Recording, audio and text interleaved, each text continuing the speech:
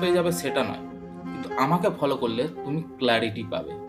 তোমাকে কি করতে হবে আর কি করতে হবে না সেইটার মধ্যে ক্ল্যারিটি পাবে। আর যখন তোমার লাইফে ক্ল্যারিটি চলে আসবে, তখন তোমার লাইফের পারপাস অটোমেটিক পেয়ে যাবে।